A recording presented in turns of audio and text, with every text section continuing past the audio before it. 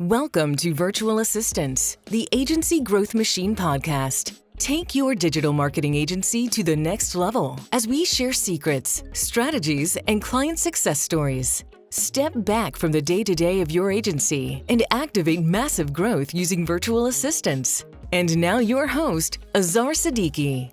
Another episode of our amazing podcast. I like to call it Amazing John. Our fabulous guest today and a friend of mine is Mr. John Victoria, the owner of Polianna. I got the name right, digital marketing agency focused on service-based business. And these guys are doing the whole 9 yards from websites all the way to making sure the marketing is taken care of, pulling in new leads for the businesses and making sure the businesses are growing. And the exciting fact about there are a lot of exciting things about John, by the way, but one of the things that's really exciting about John, or something that I'm really impressed by, is John is still in his mid-20s right now. And since you started out, John, in 2016, I believe, you've been able to grow your agency to 7 figures now. So that's an amazing achievement in itself. I welcome you to our show. The goal here is to, talk about your story, take a look at the background story, the struggles that you've been through, some of them, and so that other agency owners who are listening to us can get motivated and excited, and also continue the growth. Some of the things, values that you're going to bring to the table today, learn from them and implement them inside their agency. So welcome to the show, John. Awesome. Thanks so much. And I'm really excited to be here. My intention for today, it's one of my core values, which is all about possibility. And so whoever gets a chance to watch this, I hope that today opens up new possibilities for what is possible in your life. So super excited for today. Awesome, John.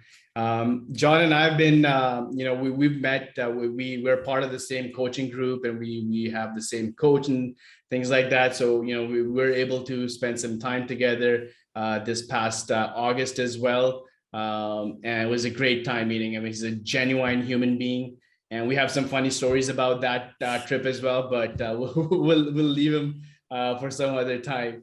But John, my first question to you, my friend, is, let's talk about what got you started. Where are you coming from? I know you have a naval background. You're part of the Navy early on. And what kind of got you started from, being in training for and being an officer? I think a lot of your family has the armed forces background as well. And then starting out Polianna about 5 years ago and growing that. So what got you started in a digital marketing agency? So just to give everyone context, about, I think it was 8 years ago, I started my training at the United States Naval Academy. And it's just an academy to train up naval officers in the US. And so I'm very competitive. There's like a physical component, academic component. And I joined it because I wanted to follow in the footsteps of my family. All my uncles and my dad, career Navy. And that's how a lot of them were able to immigrate over from the Philippines to the US. And so for me, I was always a person who wanted to do the best that I could. And I thought the Naval Academy was one of the most difficult experiences that I could put myself through. And I wanted to follow in the footsteps of my family. So I got there. And it was as tough as I thought it was going to be. I almost quit like the first few weeks that I was in. We have our mini boot camp for 8 weeks where basically you aren't treated like that much of a human being in a sense. It's very difficult. A lot of physical training. You're yelled at almost 24/7. Your sleeping schedule's all off. You're really pushed to your physical limits, and they really try to break you down. And so, that I was able to get through that, but it was a tough experience. So, fast forward a few years, like I continued to, be at the academy and I'm in my training, but, I realized that I wanted something more for my life potentially. And so in the evenings when I had time away from my studies and from my training, I would spend time learning about the online world. Because for me, like at the time already, I'd been learning about personal development for so many years. And even before, like I'd even started my own blog back in high school. And I got in touch with these mentors and masterminds of people who were making money online, people who were selling websites, were doing SEO, people were on Amazon. And it really inspired me because, these sorts of people, they were able to chart their own path and create their own vision for the future. And so I started digging in. And, I tried out different ideas every year. Like my first year, my entrepreneurial idea was I sold people's textbooks. And I don't know if a lot of people wanted me to, but I ended up paying them. I sold their textbooks. We split the profits because, these were textbooks from our freshman year. So I was like, all right, might as well sell them and see if we can get some profits since we're not going to use it again. Made like a few $100, but that venture didn't end up going anywhere. Next year, I was like, I'm really inspired by life coaches. So I decided to do my own life coaching business at, I think like 19 or 20 years old. And, I did land like one or two clients, but then a mentor told me, John, you're like 19, you can't even drink yet. Like you have no life experience. So no one really wants life advice from a 19 to 20-year-old. So I was like, all right, I'm gonna scrap that. And then my third year, I got into a few masterminds. Some people might be familiar with like Ty Lopez. Like I got into his 67 steps before there was even 67 steps. There was only 10 steps when I got in. I got into that. And then I got referred to another program, which they specifically focused on digital marketing and SEO. And so I was like, wow, this looks great. I'd taken a loan from the academy at the time for like $36K. Most people use this for like a down payment for a house or a car. But for me, I was like, let me just put this into this course. And I spent $7 to $8K money that I didn't really have into wanting to learn this, because for me, like, as I mentioned earlier, like I felt like there was a new path for me that was different than the academy life. So I ended up going into it. I ended up ranking my own website number one in my own city for Alexandria SEO expert. And then that was the evidence that I needed to say, let me take a step into the digital marketing world. Let me burn the boats behind me and see if I can make it happen.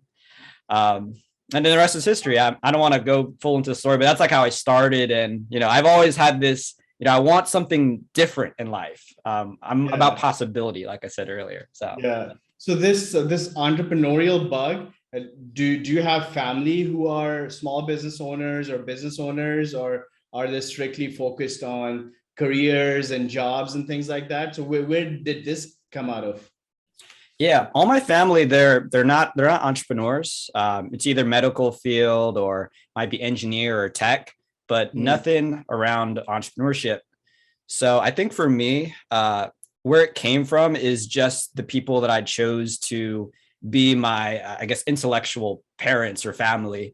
The first book I read, one of the first books I read was Awaken the Giant Within, Tony Robbins. This was like when I was 11.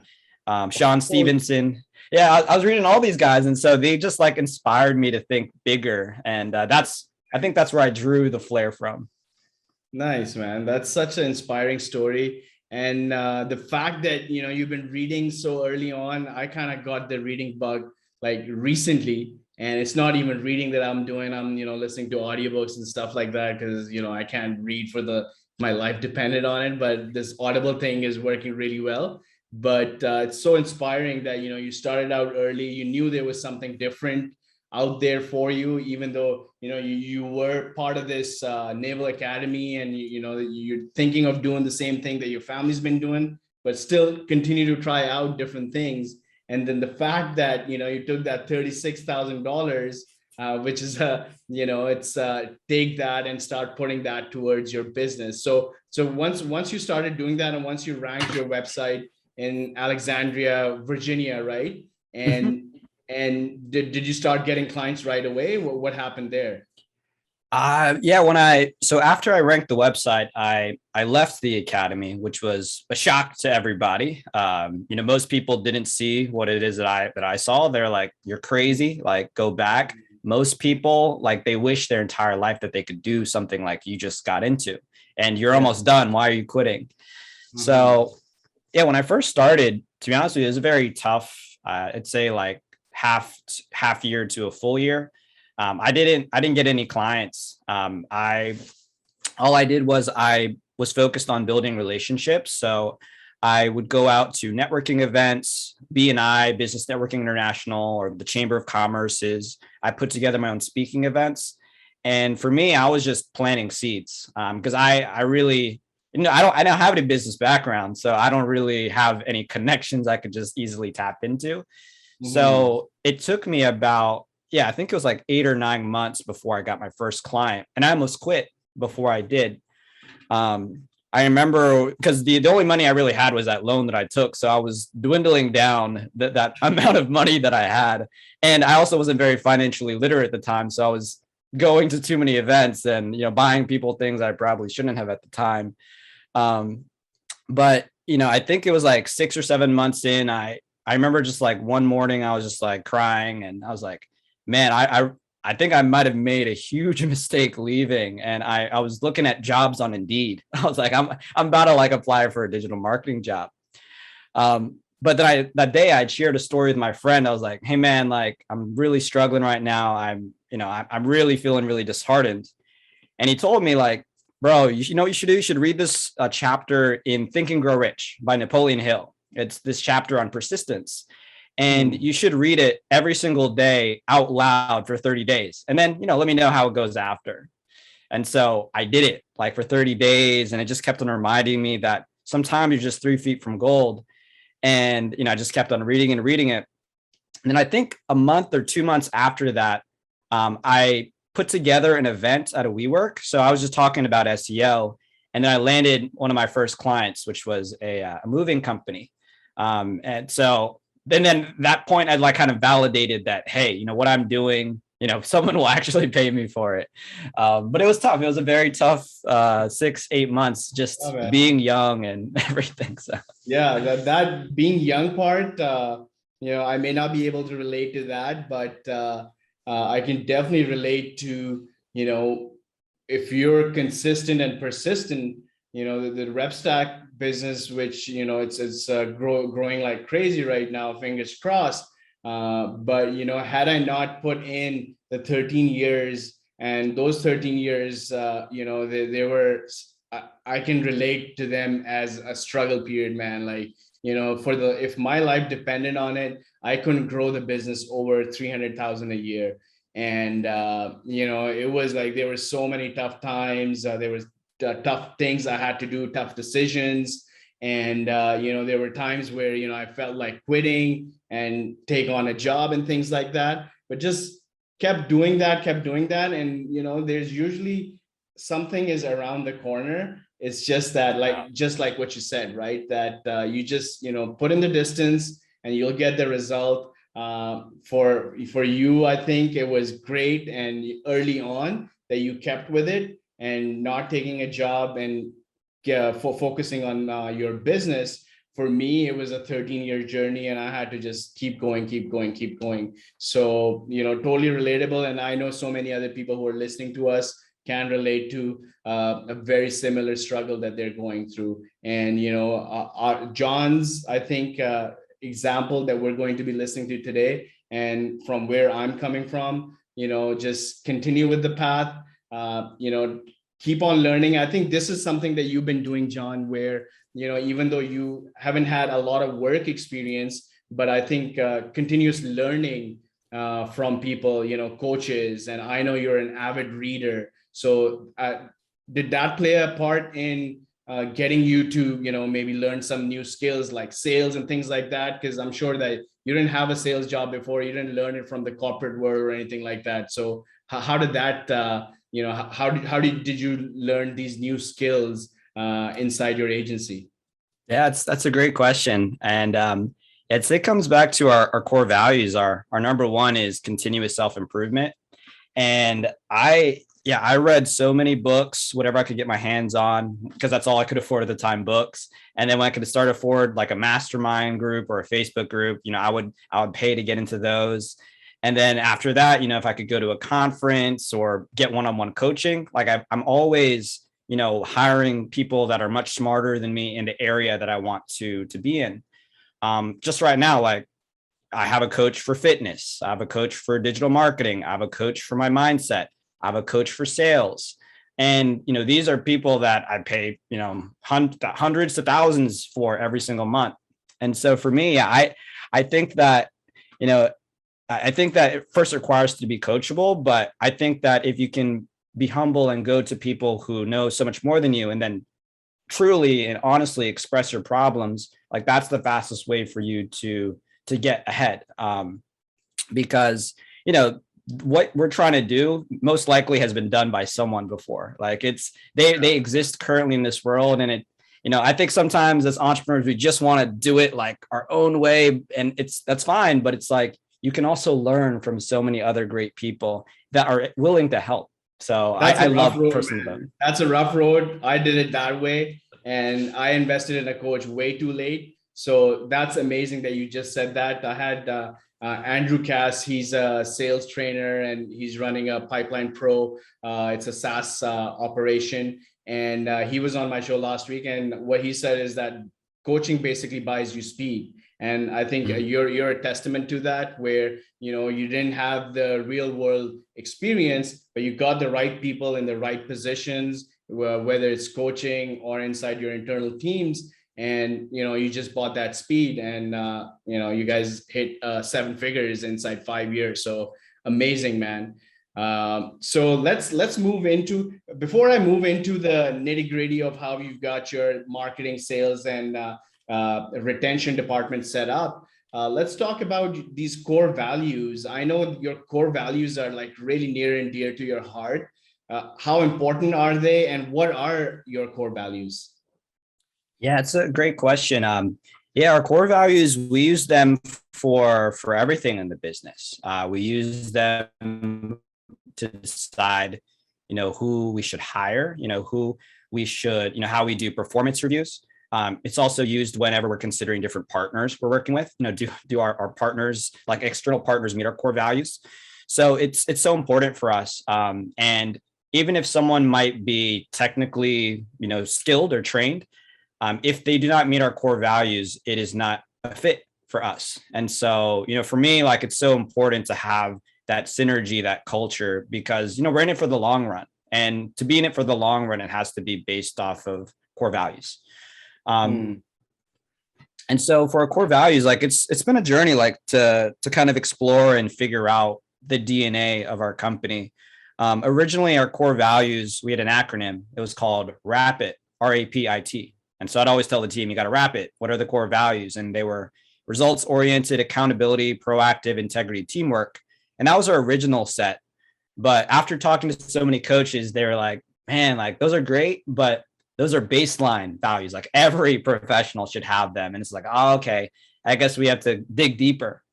And so just recently, we revealed our new core values. And then this is more exemplary of like what we do at Polianna. So the 5 are continuous self-improvement, which means always finding better ways to do things. Number 2, look for win-win-wins, meaning pursuing opportunities only if they benefit our partners, our team, and each person individually. Number 3, keep it simple, sailor, kind of reminiscent of where I came from, the company came from, and also keep it simple. Number 4, consistency, to be positively dependable. And number 5, which is so important to me, is to enjoy the journey and to do all things with ease. So, these 5 core values, they make up, what makes us different. Like we're not a hustle, work, grind sort of company. I believe that we're in it for the long run. So, even if we move a little bit slower, I think that, that'll take care of the team and we'll go a lot farther in the long run. I agree, man, because we have an associate who is a part of your team, and she is so impressed with the culture that you guys have created. And for most of the agency owners that I've known, these things are just in the back of our head, and not they don't even show up on the forefront. But you've leading from the front on the value side, I think it's a testament that you've been able to get here so fast, so early on in your life. That the focus on the culture, focus on bringing the right people, because you don't want to come to work if you don't have the right relationships or the right people, or you don't share the same values. So it's been important to us at RepStack to come up with those things and make sure that we have them front and center. But thinking of these things early on, not everybody has the courage or just the mindset to focus on these things. So I have no doubt that you guys are in it for the long run, and you guys have big milestones that you guys will be achieving real soon. So let's move into how your agency is set up to bringing in customers from the marketing side. Let's talk about that, and then we'll move on to the sales and the retention side. So what do you guys do for your own marketing? I know you guys are doing a great job for your clients, but for your own marketing, how are you guys pulling in these clients to come and talk to you guys? Yeah, that's a great question. And yeah, a lot of the help actually comes from RepStack. So Rija, who's on our team, she's been great with making sure that we have an active social media. So, we're posting, every single, I think almost every single day. We're putting together webinars that are industry specific. So that's happening every single month.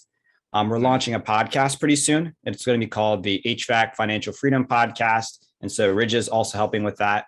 And so, yeah, but I'd say a lot of our marketing really, last year, this is kind of a distinction for folks. Like last year, we did a lot of focus on cold. And, it didn't turn out as great as we wanted to. And I think the reason why is that in line with our core values, we're more focused on relationships and building those genuinely versus just being straight cold.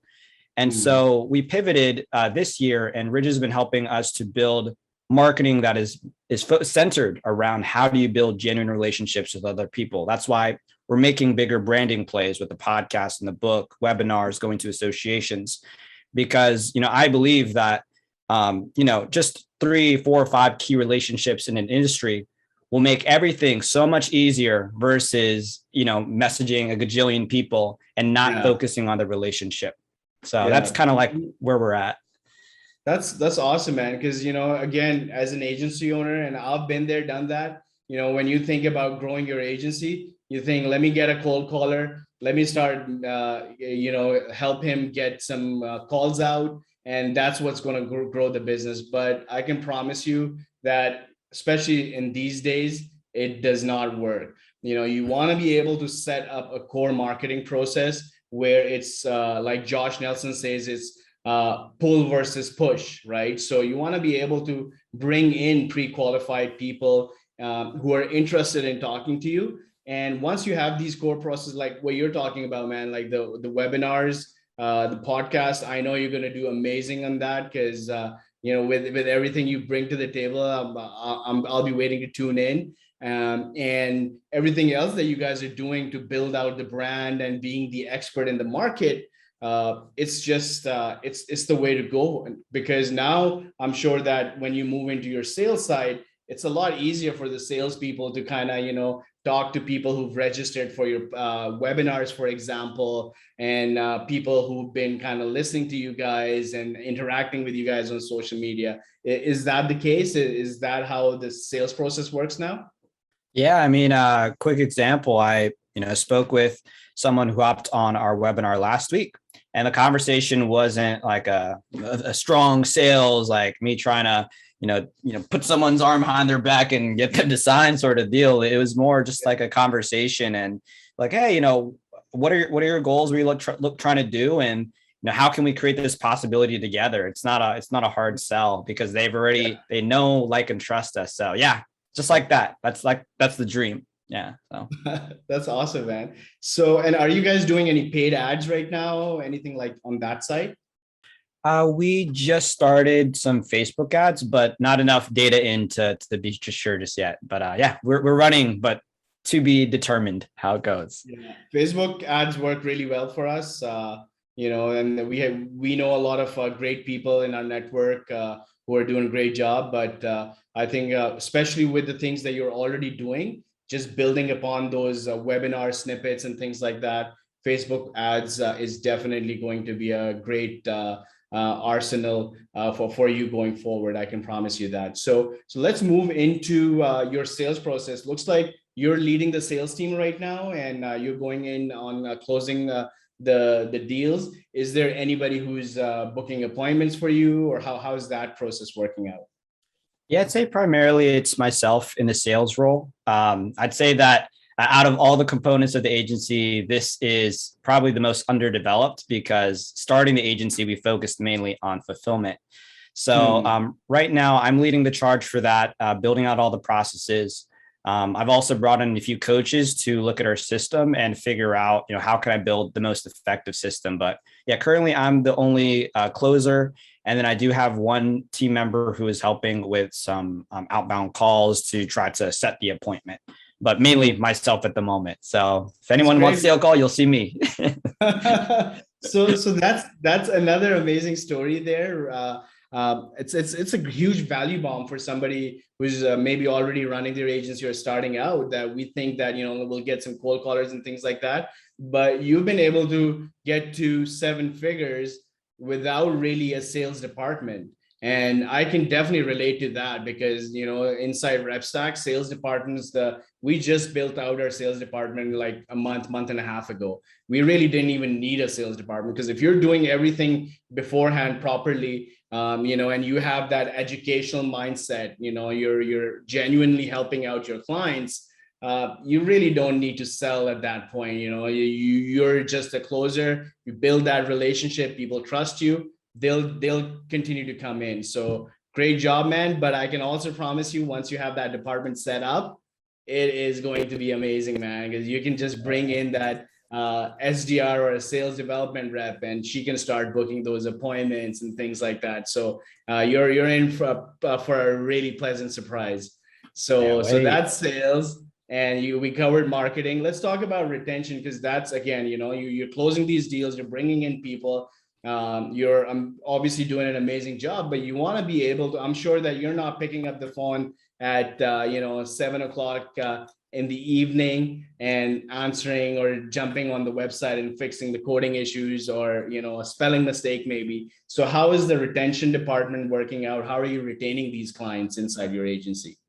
Yeah, that's a great question. I'd say that the retention, this is what we've been focused on for many, many years. That's why sales and marketing was underdeveloped. But currently right now, we have a pretty decent sized retention team. We have someone who is like the operations manager. She's like in charge of the SEO, web, as well as the partner success side of things. And then each department has their own team underneath it.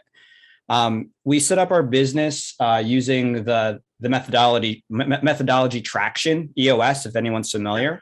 And so we've documented all of the processes so that everyone knows how to fill the seat and deliver properly, while at the same time tweaking it as they grow. I'd say the most recent change though is that in the past I had been the primary point of contact for our partners for the longest period of time.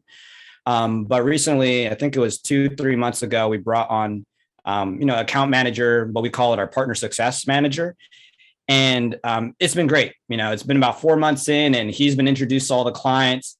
And so he's just so like amazing, like emotionally intelligent and working with the clients.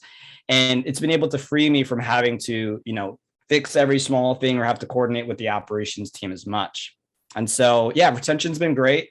I'd say that average client easily over a year in terms of retention. And we have some contracts that are, 1,000, 2,000, 4,000, over 10,000 a month. Like there's a lot. And the retention's great because of the team. And so, yeah, that's our team, but it's mainly just giving power to the team with great processes and the training. And then they also just help to build things out for our partners. Then as you're going and growing the agency, you're stepping back from these key roles, like you used to be the account manager or the partner success manager, and now you have somebody who's taking care of that. And as long as you find the right person who shares the same values, that's extremely important to you, and you bring them in, and you give them the role, and you give them the time and space to grow. I think that's the best move, man, because now you are free to focus on sales and marketing, and Yep. you're going to be crushing it in 2022. So amazing, man. That's such a great and simple setup. And also, let me just quickly talk to you. We're running out of time here, but you mentioned traction and EOS implementation. So again, those are things that people run at when they're making a lot of money, because I know some of these implementations are not cheap. So like, are you doing self implementation, or did you get an implementer to implement these EOS processes? When we started EOS maybe 2 to 3 years ago, and we didn't have the money at the time, so we completely self-implemented, and it was a rough implementation, but even with that, the team loved it, and they could see like we're getting traction in our business. We were growing, we're basically doubling almost every year. And then this past year, because we were able to close a lot of deals and brought a lot of revenue in, we decided that we'd want to get a professional in to work with us. And so currently, we have an EOS implementer. They've reviewed all of our core values, a new VTO. They help us actually problem solve and build out all the components of EOS so that we're a lot more streamlined and that we have the capacity to grow. So I've done both. I wish I hired someone sooner, because we would have saved ourselves a lot of time. But yeah, I've done both, and I love both. Nice, man. Nice. So the EOS process is giving you all the systems and things like that, so that everything is SOP'd and you guys are ready to grow the next level. And we're starting to do some of that stuff on our side. We're already starting to see results. So amazing, man. So before we wrap this up, can you tell me the why behind, why did John Victoria, what's the why, your personal why behind starting Polianna, and what are you getting out of this, like on the personal side? What's the motivation, John? That's a great question. And I've been working with my coach on defining like my why and in terms of my core values aside from the company. And we narrowed it down to, it's a sentence that represents values. So the sentence is, this is what is possible. And then each letter in that phrase represents like why I do things. So T for this, it stands for transformation. I do things to help, create a better world, whether that's in a team member, whether that's in our partners, or whether that's just a broader community. W, it's a win for all. So that's related again to what I just mentioned, but, making sure that we're in a world where it's about everyone winning versus like, if I win, you have to lose. It's a world of abundance. I has to do with impact. I want to start a company because I would have better control of like the culture and the philosophy that we do things. And I tell my team this all the time. Yes, we do digital marketing, but really this is a personal development company. And my goal is to help shape your life no matter how long you're here, because you will also pass that on to other people. So impact. And then P stands for possibility. Creating possibilities for financial freedom in my team's life, in our partners' life, and what they can do in their companies, and also change what's possible for how a digital marketing agency is run and helping that shape the industry. So for me, my core values, it's those four. And, this business is just one vehicle to do that. My hope in the future is, to expand more, this is one business, but I'd love to be able to have multiple businesses to help to stay in line with those core values in the future. So that's kind of like where it all ties back to. Man, this is it's been exceptional, man. And learning from you, it's been awesome. Like, just for myself, I know it's going to be such an amazing learning experience for anyone who listens to this. The best part about this is John is so young and he's got all of these things figured out. It takes us a while to get to understand the why behind why we're doing things, and you're so precise and clear on that, man. That's amazing. Before I let you go, John, what is that one book that you would recommend that a digital marketing agency owner who's just starting out or who's struggling should read to impact their agency? It's a really great question. I'd say that the most impactful book to me was Traction, hands down across my entire business journey. Learning how to properly set up a business, get everyone on the same page, how to determine your core values. Like that's one book that I always have within arm's reach. And I think it's in my backpack right there, but always within arm's reach. So I 100% need to read Traction if you haven't. I know you have a lot of things in your backpack, man. That back, I've lifted it. It's really heavy. So I'm sure there's more books in there. But this has been amazing, John. I appreciate you taking the time and talking to us, man.